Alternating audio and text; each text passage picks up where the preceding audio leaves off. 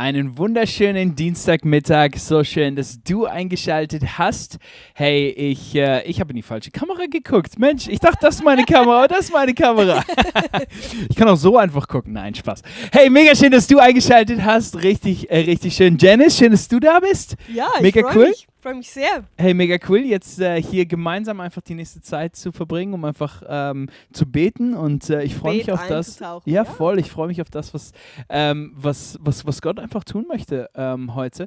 Hey, ich bin im Chat hier auch mit drin, ich habe meinen Laptop mit dabei heute, und ich möchte dich einfach auffordern, dass du einfach den Chat einfach dafür nutzt, um deine Gebetsanliegen mit reinzuschreiben. Lass uns einfach den Chat aufleben lassen, lass uns gemeinsam einfach füreinander, miteinander beten.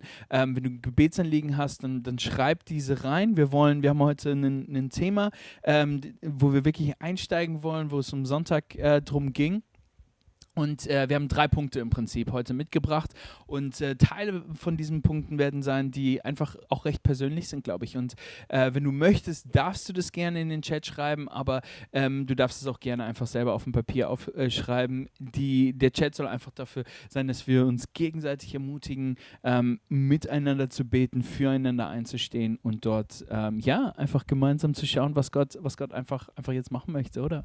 Ja, hey, mega kraftvoll. Ich freue mich extrem fest. So die persönlichen Gebetszeiten, die du und ich, die wir einfach so teilen können über einen Bildschirm mit dem Chat, das ist echt eine gute Möglichkeit, eine wichtige Möglichkeit. Ja.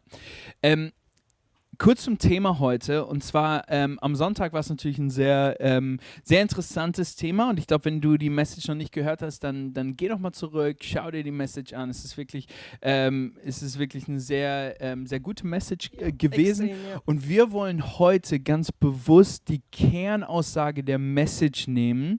Also es ging wir haben jemanden da gehabt, der ein homosexueller Aktivist gewesen ist und jetzt Christ geworden ist und darüber quasi ein Statement gegeben hat, sein Zeugnis gegeben hat, seine Lebensgeschichte uns erzählt hat, was mega gut ist. Und wir wollen jetzt in dieser Zeit allerdings nicht auf das Thema per se eingehen, sondern wir wollen auf seine Grundaussage eingehen. Und diese Grundaussage ist, dass wir ein ungeteiltes Leben für Jesus leben wollen. Wir alle haben unsere Themen, wir alle haben Sachen, die wir bei Jesus abgeben wollen, und diese Zeit hier bei Hour of Prayer soll einfach dafür sein, dass dass es nicht darum geht, was fand ich gut, was fand ich schlecht oder wie auch immer, sondern wir wollen ganz bewusst darauf eingehen, hey, was sind meine Themen, was ist das, was ich jetzt einfach Jesus abgeben möchte, und was ist das, was wir dann, wo wir einfach füreinander einstehen können. Ich hoffe, das ist gut für euch. Ja. Ich freue mich darauf. Ich glaube, es ist eine heilige Zeit vor uns. Da dürfen wir irgendwie einfach wirklich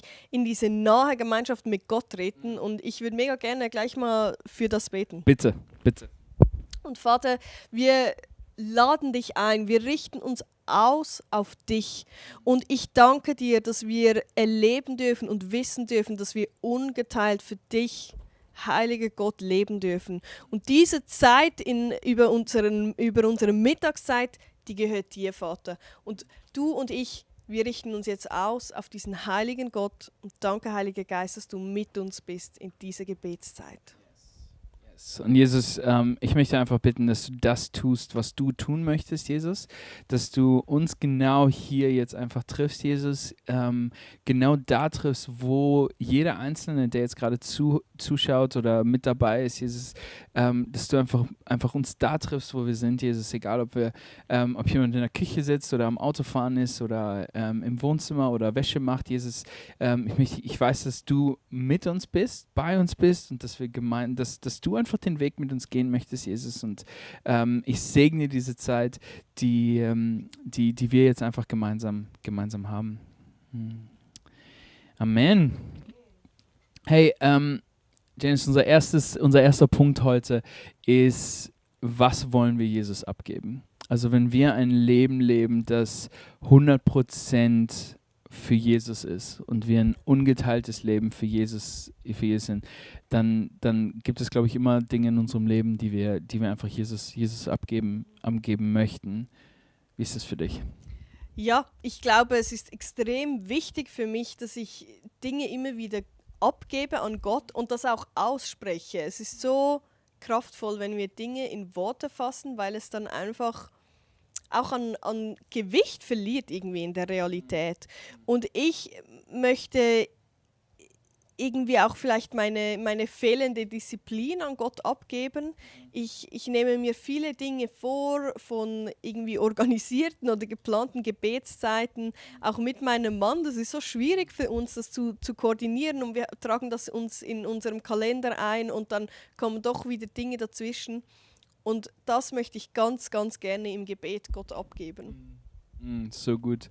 Für mich ist es häufig, und ich glaube, es kommt immer wieder bei mir in verschiedenen Arten und Weisen hoch, ist einfach, dass ich Gott vertrauen möchte und dass es häufig nicht ganz so einfach ist, wie ich mir das vorstelle. Ich habe ein Bild, wie das perfekt aussehen könnte, wie dieses Vertrauen aussehen könnte, aber häufig das wirklich auszuleben und auch wirklich da Gott hundertprozentig zu vertrauen, ist nicht immer ganz einfach, für mich. Hey, lass uns es so machen. Lass uns doch, wenn du möchtest, kannst du es gerne im Chat reinschreiben, aber sonst nimm dir einfach ein Blatt Papier und lass uns einfach eine kurze Zeit der Stille einfach haben, wo wir einfach das vor Gott bringen, und dann werden wir einfach zusammen beten. Wie gesagt, wenn du es in den Chat reinschreiben möchtest, dann darfst du das gerne machen, und dann können wir gleich auch für diese Anliegen beten. Dann würden wir das dann gleich auch mit aufnehmen, aber ansonsten kannst du es auch gerne für dich jetzt einfach aufschreiben, und dann wir haben eine kurze Zeit der Stille, und dann nehmen wir es gleich wieder auf im Gebet.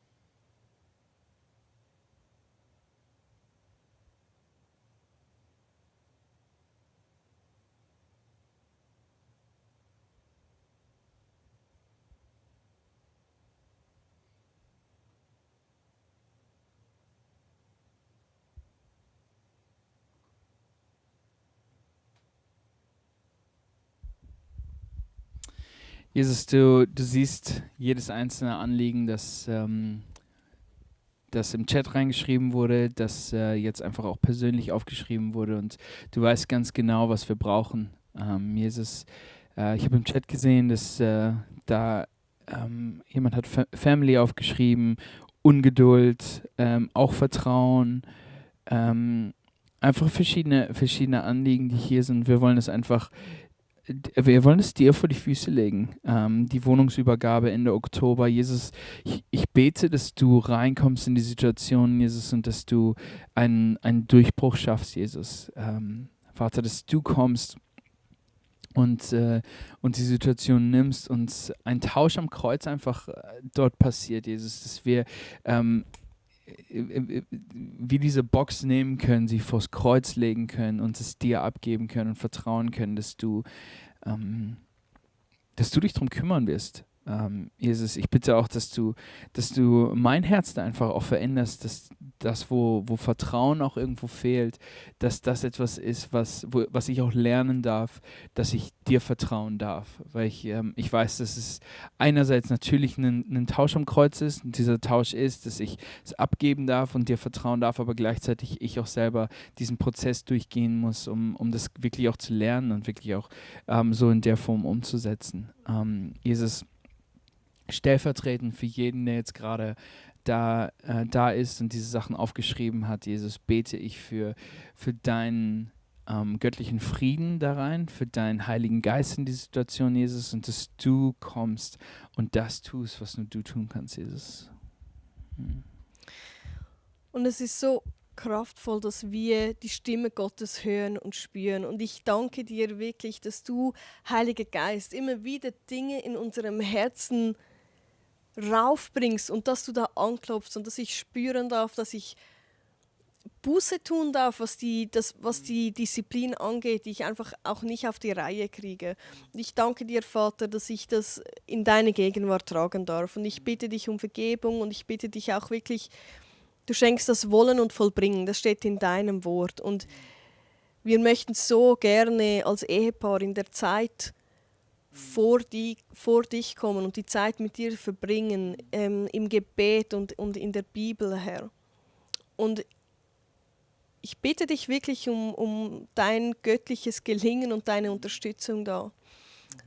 Danke, Vater, dass ich da lernen darf, vorwärts gehen darf und ja, mehr von dir entdecken, Herr. Ich möchte mehr von dir entdecken. Ich möchte dich mehr einbinden in diesem geistlichen Sinne, ganz praktisch in meiner Ehe. Das spreche ich aus. Ja.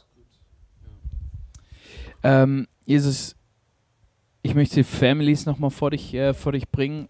Ich habe so ein bisschen das Gefühl, dass, weil nur das Wort Family jetzt reingekommen ist, habe ich gerade einfach das Gefühl, dass wir für die beten sollen, die dich noch nicht kennen, Jesus, gerade innerhalb der Familie, Vater, dass wir einfach ein Licht sein dürfen, ein Beispiel sein dürfen für die Leute in unserer Familie, die dich noch nicht kennen, Jesus, und den Weg noch nicht mit dir gehen, Jesus. Gib uns da einfach Weisheit, schenk Weisheit in diese Families, in diese Situation rein, wo das wirklich relevant ist, Jesus, dass du reinkommst, Jesus, und diese Menschen dich kennenlernen, Jesus. Amen. Amen. Hey, ich glaube, das ist cool, oder? Das immer wieder vor Jesus zu bringen, immer wieder zu schauen, hey, was sind die Dinge, die ich abgeben möchte, die ich abgeben sollte, und einfach mal wieder zu schauen, hey, was ist, wie kann ich mein Herz auch irgendwo darauf vorbereiten, dass ich immer wieder ihm die Sachen abgebe. Ja. Wir haben ein Video mitgebracht, jetzt von der Message vom Sonntag, und zwar wird der Leo uns einmal mit reinnehmen in ein sehr, sehr cooles Video, aber sehr herausforderndes, und das wird dann auch gleich unser nächster Punkt sein, deswegen lasst uns einmal reinschauen in das Video.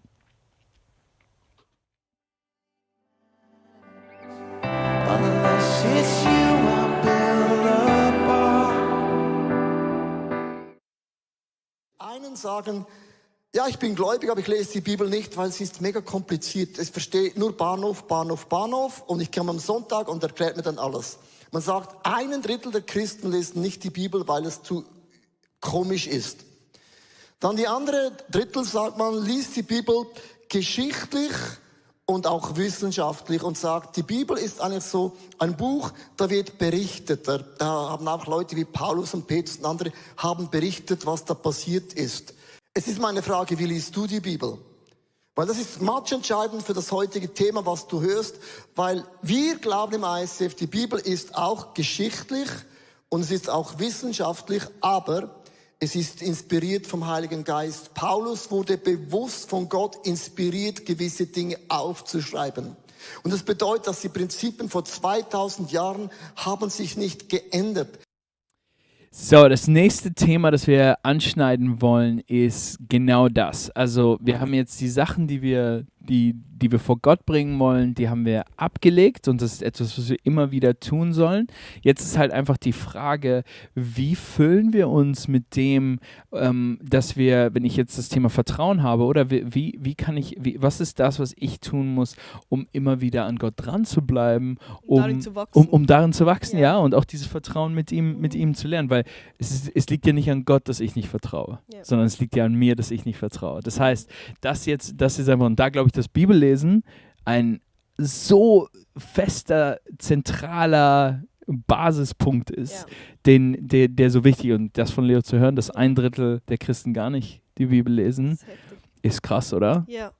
Und das Krasse finde ich, es geht ja hier gar nicht darum, so einen Finger zu zeigen und schlecht zu fühlen, ja, genau.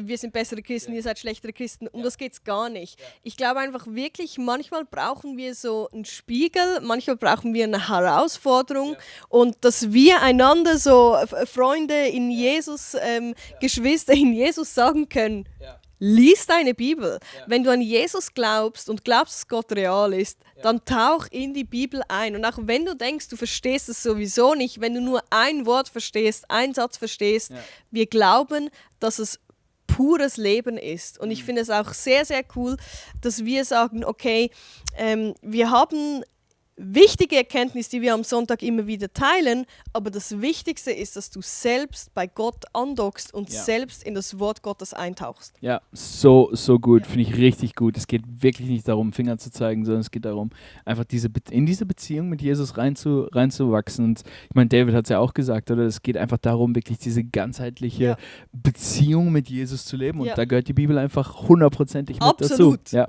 Es gibt keinen anderen Weg. Das ist so. Janice, wie liest du die Bibel? Ich lese die Bibel ganz unterschiedlich. Ich liebe es ehrlich gesagt so, wenn ich die Bibel lese, dann möchte ich mir Zeit nehmen und gerade in ein Kapitel oder ein ganzes Buch eintauchen. Natürlich ist es auch immer mal wieder cool, so den Tagesvers zu lesen, mich da inspirieren zu lassen. Aber ich liebe es so, die Bibel zu hören oder zu lesen, so über ein großes Stück. Ich liebe das große Bild, was die Geschichten mit sich bringen.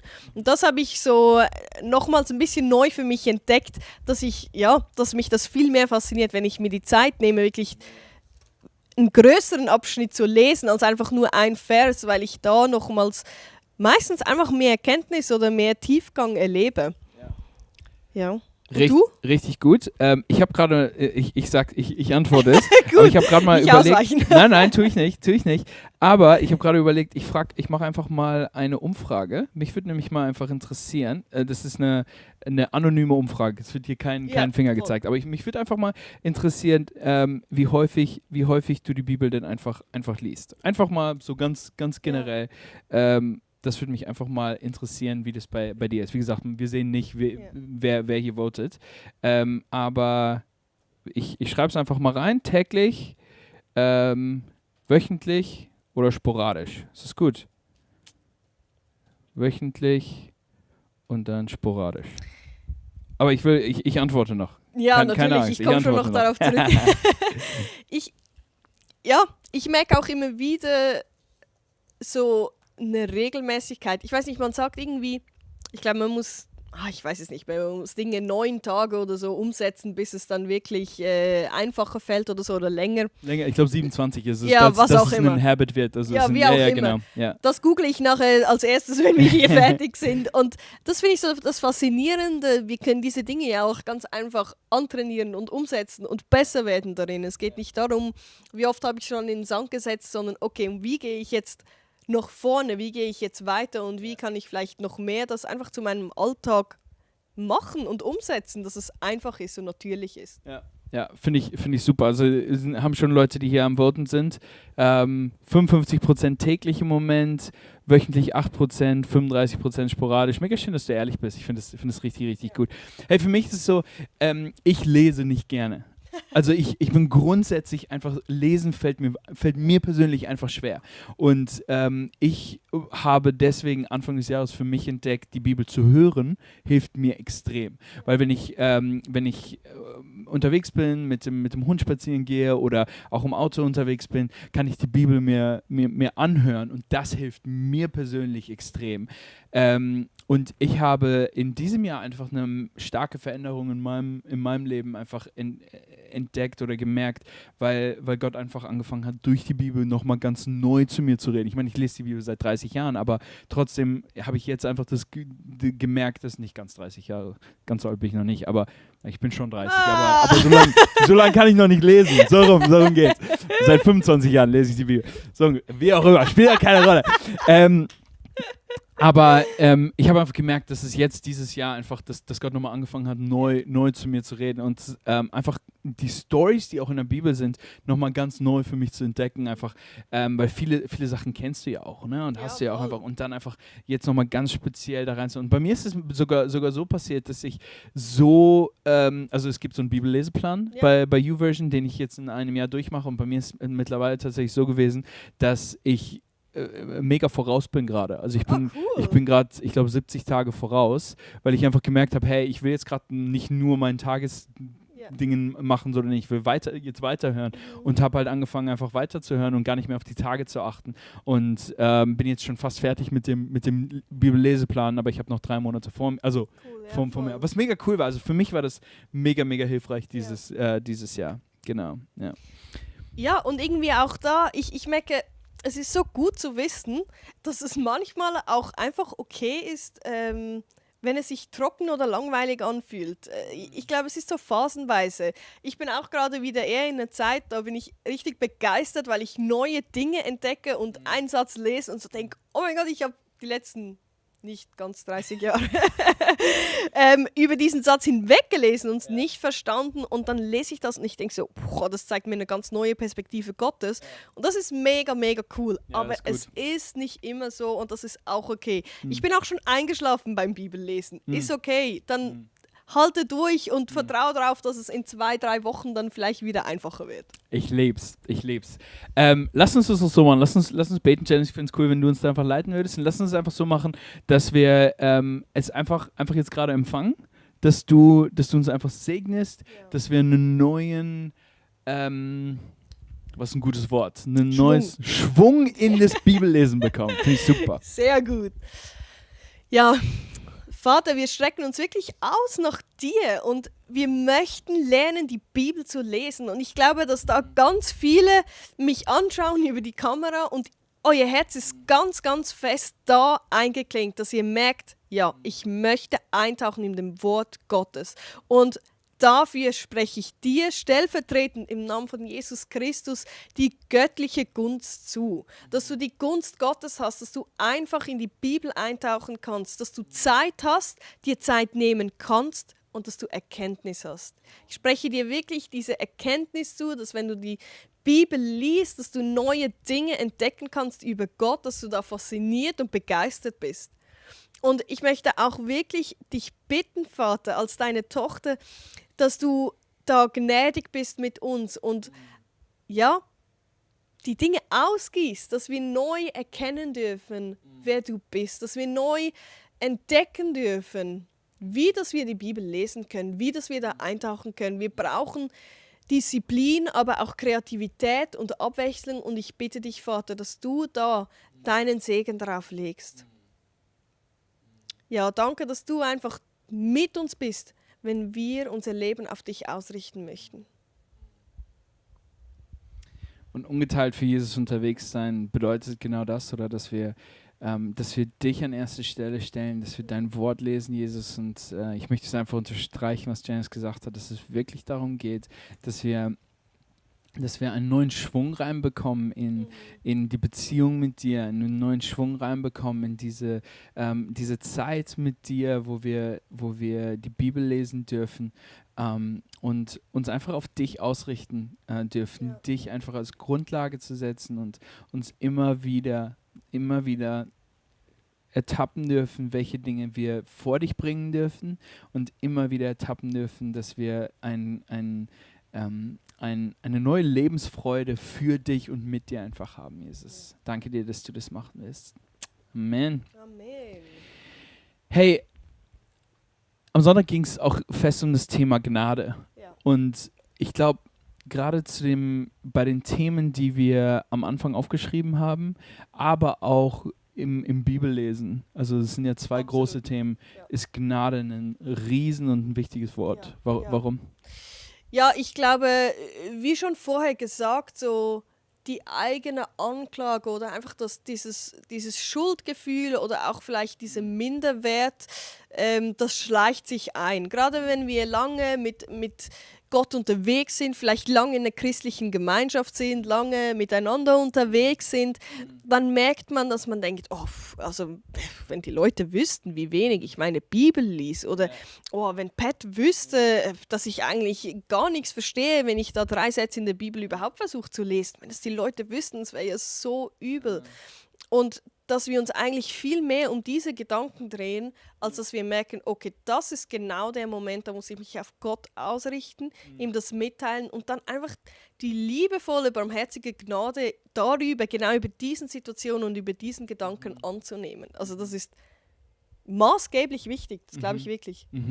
So gut, finde ich auch. Und ich denke, lass uns da einfach jetzt auch reinbeten. Lass uns, also wenn du jetzt gerade zuhörst, leg einfach alles gerade zur Seite und lass uns das einfach übereinander aussprechen. Könntest auch in den Chat reinschreiben, dass die Gnade von Jesus da einfach der Fokus ist, dass es nicht darum geht, jetzt, wie viel lese ich die Bibel oder wie heilig bin ich oder wie auch immer. Darum geht es gar nicht, sondern es geht wirklich darum, dass wir uns auf Jesus ausrichten wollen und dass er einfach die Gnade einfach für uns hat. Lass uns da einfach zusammen beten. Jesus, ich danke dir dafür, dass du Gnade für uns hast. Ich möchte Danke sagen, Jesus, dass du am Kreuz für uns gestorben bist, damit wir in dieser Gemeinschaft, in dieser Einheit mit dir zusammen leben dürfen, Jesus, und dass du für meine Sünden gestorben bist, dass du wieder auferstanden bist, Jesus, damit wir in dieser Gemeinschaft mit Gott leben dürfen, mit dir, Jesus, leben dürfen. Und Vater, ich bitte dich, dass diese fast schon legalistischen Gedanken oder Herzenseinstellungen, die ich habe, dass ich muss, dass ich das ablegen darf und voller Freude darauf da reingehen kann, um Zeit mit dir zu verbringen, anstatt ich muss Zeit mit dir verbringen, weil es ja das Richtige ist, Jesus. Ich bitte einfach deine Gnade über jeden Einzelnen, der jetzt gerade zuhört, dass wir deine Gnade einfach, dass deine Gnade ausfließt, Jesus, dass wir gemeinsam einfach das vor dich bringen können und wissen dürfen, dass wir in deiner Gnade leben dürfen und Jesus, dass du ein wunderschönes Leben für uns hast, wo wir mit dir gemeinsam einfach in Fülle leben dürfen, Jesus. Mhm. Und diese Ernsthaftigkeit, die wir leben möchten mit dir, Vater, die darf Raum einnehmen und die darf da sein. Und gleichzeitig sehen wir, wie barmherzig du bist und dass du so gnädig bist und jedes Mal uns wieder eine neue Chance gibst, einen neuen Versuch gibst. Und ich möchte jetzt ganz bewusst mir Zeit nehmen, diese Gnade Gottes setzen zu lassen. Lass uns wirklich kurz durchatmen und spüren, wie Gottes Gnade auf dich gelegt wird und in deinem Herz Raum einnimmt.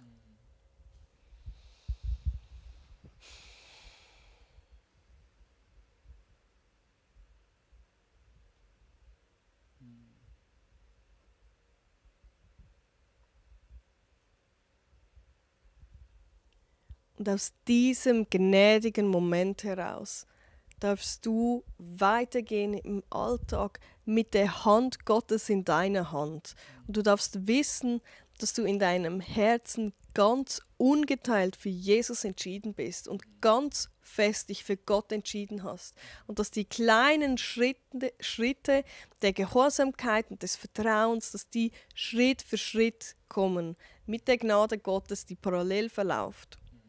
Das ist eine Wahrheit, die müssen wir erstmal sacken lassen und annehmen.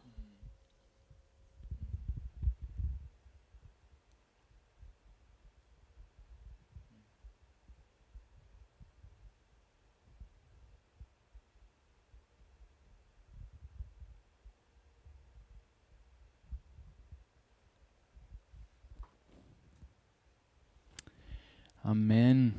Amen. Hey, so gut.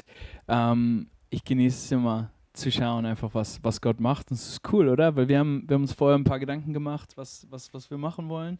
Aber es ist cool, einfach zu sehen, in welche Richtung Gott es leitet, oder? Ja, und wie lebhaft sich das mit euch anfühlt. Oder? Also Ja, es ist voll. wirklich gefüllt von Leben. Ich Ja. finde das extrem bereichernd. Ja, es ist so. Hey, es kam im Chat auch kurz auf, ich wollte mal kurz einen Satz dazu sagen. Wir haben den Titel von dieser Zeit wieder zu Hour of Prayer geändert, anstatt Talk and Pray. Und zwar der Grund dafür ist, dass wir einen Talk am Sonntag haben nach der Message, wo es wirklich darum geht, Das zu vertiefen. Genau. Und wir wollen am Dienstag einfach den Fokus auf Gebet legen. Klar reden wir ein bisschen miteinander und wir teilen natürlich auch ein paar Sachen, aber der Fokus soll wirklich auf Gebet liegen. Und deswegen haben wir es einfach wieder Hour of Prayer genannt. Es werden immer 2 Leute einfach hier sein, Leo und Susanne werden hier regelmäßig sein, wo wir einfach gemeinsam mit euch genauso quasi einfach Gebet in den Fokus legen können für diesen Dienstagmittag. Wie cool. Mitten Mega cool, oder? in der Woche nehmen wir uns Zeit, gemeinsam zu beten. Das ist Kirche. Ja, That's Church. Hey, mega, mega schön. Danke, dass ihr dabei wart. Ich wünsche euch einen wunderschönen Sonntag. Sonntag. Ich wünsche euch einen schönen Dienstag, nicht Sonntag. Das sind die Sätze, die sich dann eingleichen. Voll. Wünsche euch einen schönen Dienstag, eine wunderschöne Woche. Ja. Und hey, lass uns das weiter praktizieren. Einfach schauen, hey, was sind die Dinge, die wir Jesus abgeben können? Lass uns gemeinsam einfach Fokus darauf legen, die Bibel zu lesen. Oder zu hören, weil das hilft mir. Either way. Genau. Und einfach das aber nicht legalistisch zu sehen, sondern wirklich einfach die Gnade Gottes da einfach walten zu lassen. Hey, wir wünschen euch eine gesegnet. wunderschöne Woche. Seid gesegnet. Ciao. Ciao.